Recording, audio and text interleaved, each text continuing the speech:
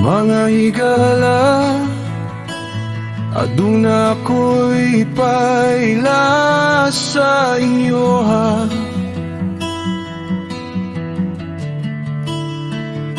Sa wala pang tanan, anaa siya sa wala pang kalibutan. Sumala sa kasulatan, diya sa pulong nagsugod ang tanan.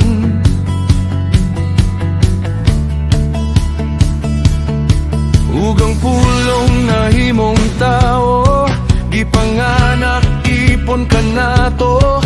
Sa kangit-ngit na gadanag, ang kahayag sa iyang taliwala. Siya mianhi, ingon nga saksi.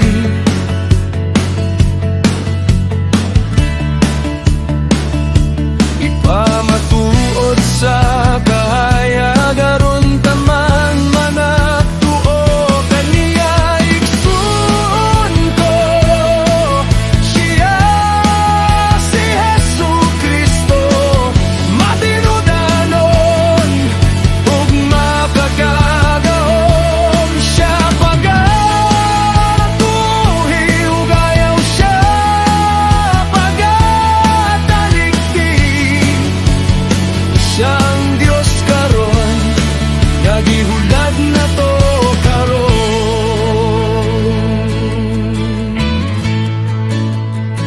Ang kaaway ginalimbungan, niyang katawan sa sinugdan.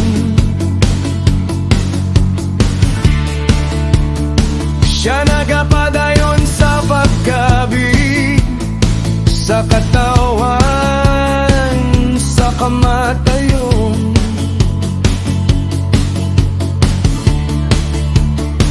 Nahisulat sa kasulatan, ang gugma sa Diyos dito sa tanaman.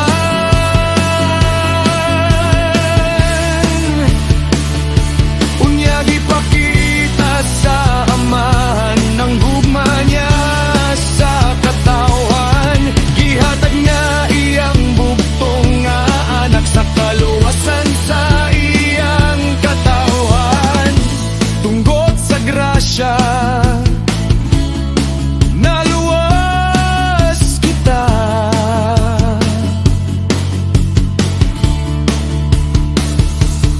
Pinaagi sa pagtuo kaniya.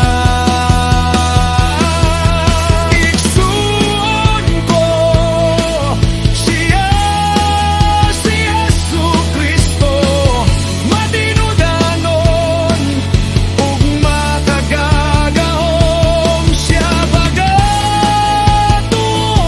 ug ayaw siya pagatalikti.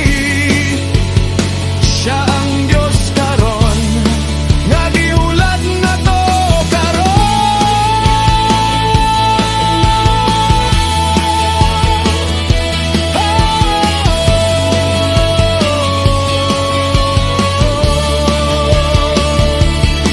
pagabiyahe ang tanang mga butang sa kalibutan.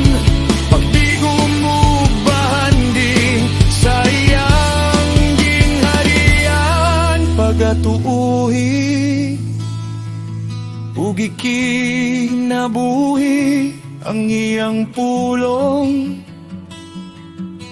nga may kinabuhi. Sa umabot na panahon, ang atong lawas pag-ausabon, ug sa usalang kapag pamilok, iyahan na kitang pagkakuhaon. Pagatuuhi ang iyang mga saad, kay siya ang Diyos sa kahangturan.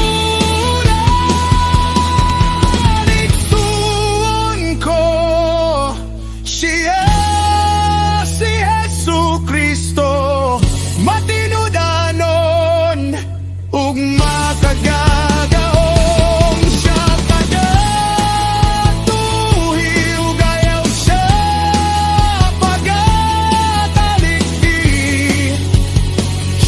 ang Dios karon nga gihulat na to karon. Higala ko aduna ko'y ipaila sa inyo.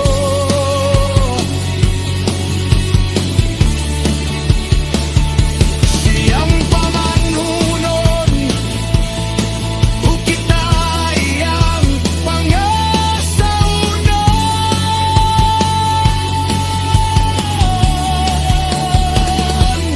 siyang Alpha ug ang Omega,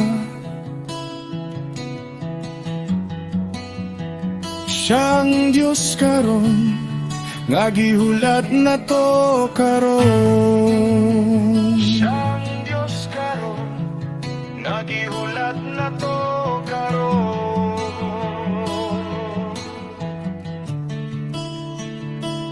Higala ko si Jesucristo ang gipaabot na to karon.